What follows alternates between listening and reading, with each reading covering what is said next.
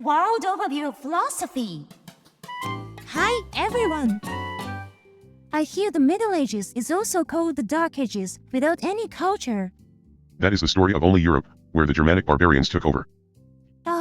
Alexander the Great and the Roman Empire had already transmitted the Greek and Roman culture, including Christianity, to the east and the Mediterranean.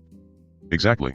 The next protagonists were the Arabs of North Africa and Mesopotamia, the Aryans of Iran and India, and the Turkics of Central Asia.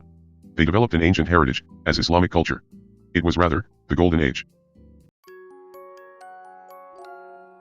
So, the next. Foreign folks did not suddenly invade. Plagued by internal conflicts and external threats, the Romans willingly hired them as mercenaries. Nevertheless, the Romans mistreated them. So, in 378, the Germanics rebelled and killed the Eastern Emperor. The Germanics furthermore invaded Rome in 410 and subsequently established their own Visigothic kingdom in Iberia. The Romans brought their own misfortune upon themselves. The Romans believed that Christianity and their disrespect for their own gods contributed to such a situation. So, a North African bishop Augustine had to argue apologetics or theodicy to defend Christianity. He said, this was not God's failure, but just the result of our own sin of abusing freedom. For now, the goods and the bads are together, but on the last judgment, we will be divided into the city of God and the earthly city, so we should prepare for that, as Christians. He used even the crisis to evangelism. Pelagius urged good deeds as preparation for the last judgment, and became popular in Jerusalem. However, criticizing him, Augustine insisted that God's grace of choosing is absolute, and that no human deeds influence God. Meanwhile, Cyril of Alexandria maintained monophysitism, that Jesus was the incarnation of the Logos of God. But Nestorius of Antioch countered with diphysitism, arguing that Jesus had both divine and human natures, since God could not suffer. In 431, supporters of Augustine and Cyril violently seized the Council of Ephesus, and forcibly declared Pelagius and Nestorius heretics. It was just an ugly power struggle in the Levant churches. In addition to the Germanics, the Hun King Attila of Central Asia also invaded Gaul to collect money for steel weapons that the Romans would not pay for. The Western Romans fled into the Eastern Roman Empire. In 451, the Eastern Emperor unified Christianity with Patriarch Anatolius of Constantinople and Pope Leo I of Rome, declaring both monophysitism and diphysitism heretics. Although Pope Leo I negotiated directly with Attila and persuaded the Huns to withdraw, the Western Roman Empire disappeared in 480. Both Roman churches cooperatively took over the Levant churches. So, the next. Some Romans stayed behind in the West. Boethius served as consul under the Ostrogothic king, Theodoric, but was executed on suspicion of conspiracy. He wrote in prison, on the consolation of philosophy, discussing the conflict between faith and freedom. Sensing the danger, Benedict the monk left Rome immediately. Working among the barbarians was life-threatening. Monk Benedict established a new style monastery in Monte Cassino, 100 kilometers southeast of Rome. It was a Christian community, with the motto of pray and work, that practiced an ascetic life of poverty, chastity, and obedience. However, in reality, it was a manor fortress of the Roman aristocracy, where snobby monks indulged in the arts and culture, employing large numbers of servants, warriors, and peasants, making and selling goods such as bread, wine, honey, medicines, meat, fruit, leather products, and iron products. It was a commercial enterprise in the name of Christianity.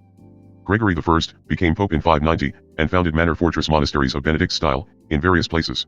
The Germanic kings needed the religious authority of the church to establish their rule in the Germanics. Meanwhile, local Germanic lords also actively built their own monasteries of the same style, to prevent the king from plundering their lands. Thus, most of Western Europe nominally belonged to some of the local churches or monasteries, in Mosaic, and, under the Augustinian doctrine, that human freedom is the root of all evil, the Germanics, as their employees, forced a life of poverty, chastity, and obedience, more than priests and monks. This was called hierarchy, or holy government. The staying Romans ruled the Germanics by forcing them to live like monks.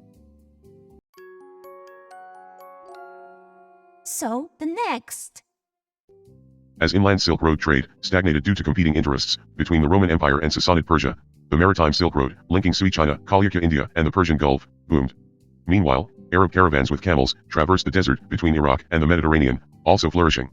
They were more omnivorous than polytheistic, adopting a wide range of foreign gods. Especially, Mecca was too bad, stole sacred objects from various cities, and enshrined them in their Kaaba temple. People had to pilgrimage there, to pray to their own local gods. I guess exclusive monotheism is rather rare. The Sassanid Empire also began to seek out interests in Arabia. However, the Arabs had already lost tribal unity. As well as between caravans, even within the same town, they fought as business rivals, and the gap between rich and poor also widened. With a sense of crisis, the merchant Muhammad of Mecca prayed quietly alone in a cave when he heard God in 610. It told of the Last Judgment. It renders status and wealth meaningless, and judges them all equally before God. Therefore, in preparation for this, people should form communities of mutual support, and prostrate themselves before God. So people followed him. No way. The Arabs were too proud to prostrate themselves, even before God. Those who followed him were, at most, only the poor. However, the people of Medina, 400 kilometers north of Mecca, fell into conflict, and invited them, as mediators without any relation of interest.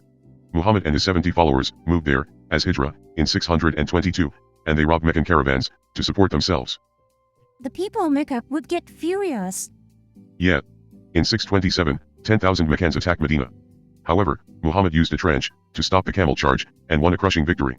Muhammad in turn conquered Mecca, and cleansed the Kaaba temple, full of stolen idols, in 630. The surrounding cities sang a different tune at once, followed Muhammad, and attacked rival cities with him.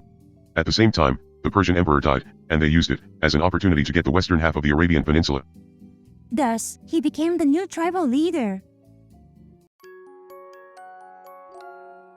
So, the next. But he died so soon in 632, without his child. His friends became his deputies, caliph, and the Umayyad family took the lead, in uniting the community, the Ummah, with the Quran, the book to recite. Although Muhammad's cousin Ali became the fourth caliph, in 656, the Umayyad family also claimed the title of caliph, and established their dynasty, the Umayyad. The followers of Ali separated as the Shiites, namely party, and insisted that only Muhammad's relatives could correctly interpret the prophecies, as imams, or guides. Against the Arab Umayyad, the Aryan Persians and the Turkic Central Asians supported the Shiites. Muhammad said, all are equal before God, didn't he? The caliph of the Umayyad was hereditary, but they had no primogeniture, so conflicts within the families began soon. At the end of the 7th century, Sunni Islam was established, which holds that God's intention is revealed through the consensus of the Ummah, ijma.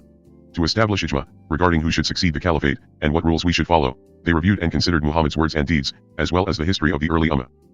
The way, based on the followers' consensus without priests, was unique to Islam. So, the next. The God of Islam is Allah, right? Allah is not the name of their God. The word just means the God, Ilah, with the definite article al, in Arabic.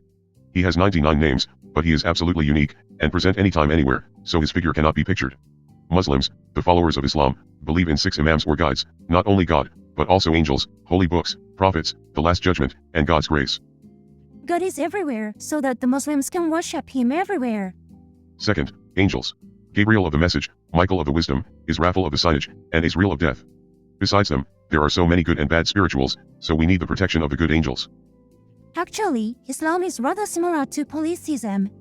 Third, the Muslims also have many holy books. The first is the Quran, which should be recited in its beautiful sounding Arabic, as the very word of God.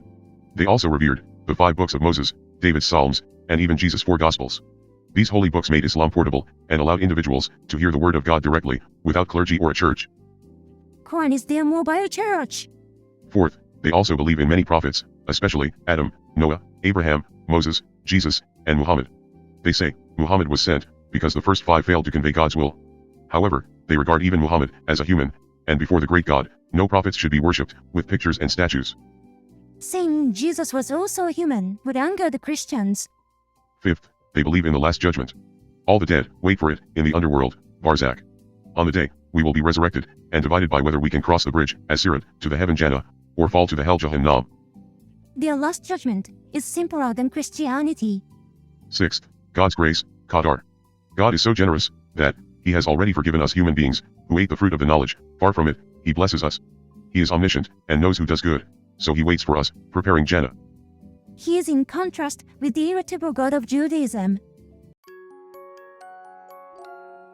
So, the next. However, to meet God's expectations, we must surrender ourselves to God, keep the 5 ibadats, and strive to do good. That is Islam, surrendering to God.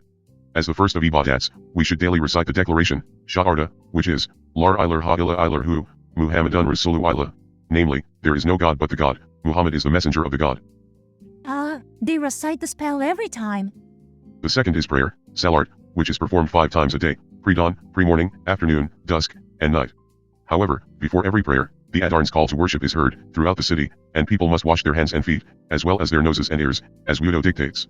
When the time comes, they prostrate themselves in the direction of Mecca, in the prescribed order and number of times. Individuals can also do this, but it is recommended to visit the mosque, at least on Fridays. What early risers they are. Since it's hot there, I guess they will finish their work in the morning. Third, they must give 2.5% of their wealth to the poor, every year, as zakat. Fourth, they must fast, as Psalm, from sunrise till sunset of Ramadan, the 9th month. Fifth, they should pilgrimage to Mecca, as the Hajj, at least once in their lifetime, in the 12th month. However, they use the Islamic lunar calendar, so the seasons of the months change each year. With daily prayers, fasting, pilgrimages, and charity, being a Muslim must have a lot of hard work. It may not be easy, but Islam has many exemptions. For example, children are not required to fast, and pilgrimages are limited to those with sufficient financial and physical abilities. If traveling by plane, they may pray the total number of times after they arrive at the airport. Their rules are practical, because they are based on the consensus of the Ummah. Maybe that is better than the Pope arbitrarily imposing something outrageous on people. Besides Ibadat arts, the Muslims have various rules.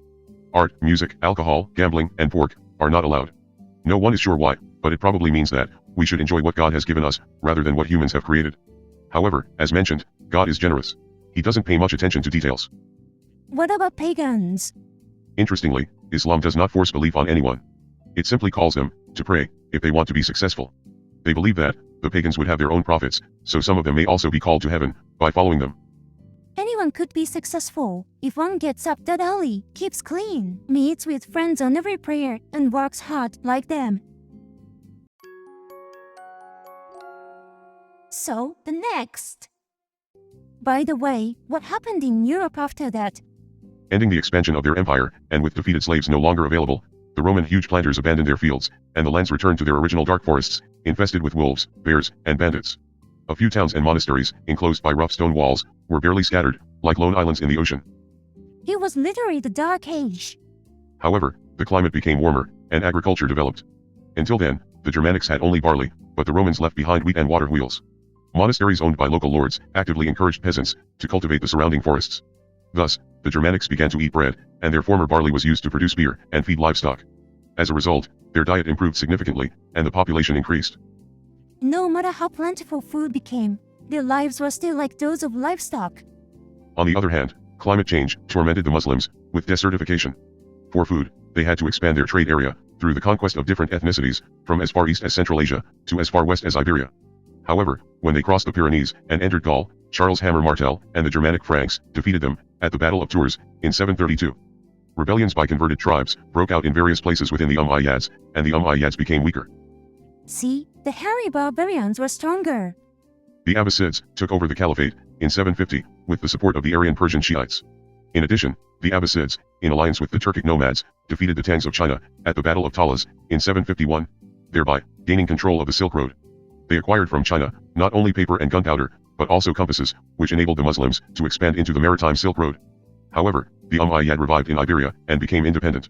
At the same time in Europe, the Pope ordered Boniface to encourage the conversion of the Germanics, and made Charles Martel's son, Pippin III, the new king of the Franks.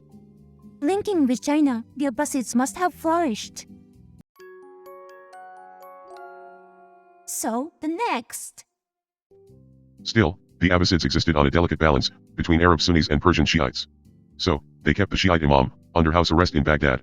However, the sixth Imam died in 765. His expected successor, Ismail, had already passed away, so the majority of Shiites had Ismail's younger brother, Musa, be the seventh. But those who did not accept Musa formed a sect, the Ismaili, went into hiding, and armed themselves in preparation for the coming of a new prophet. The Arabs and the Persians have been at odds since ancient times. So, with the enormous wealth brought by the land and sea Silk Roads, the fifth caliph, Al-Rashid of Abbasids, sought cultural integration. He unified the empire in Arabic, and had immigrants from the Eastern Roman Empire translate Hellenistic texts.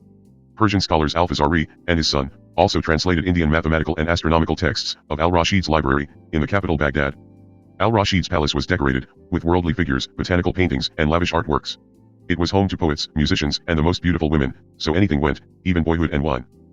Al-Asad also appears in the Arabian Nights as an elegant playboy. But Islam prohibited arts and music, didn't it? At the same time, Charlemagne, the son of Pepin III, was made Western Roman Emperor by the Pope in 800. Al-Rashid ostentatiously showered Charlemagne with silks, perfumes, water clocks, and other gifts. As well, although Charlemagne could not read or write, he also unified the official language into Latin, established a school at the Aachen court, invited teachers from monasteries such as Alcuin, and attempted to revive the 7 liberal arts of the Romans: logic, grammar, rhetoric, arithmetic, geometry, astronomy, and music.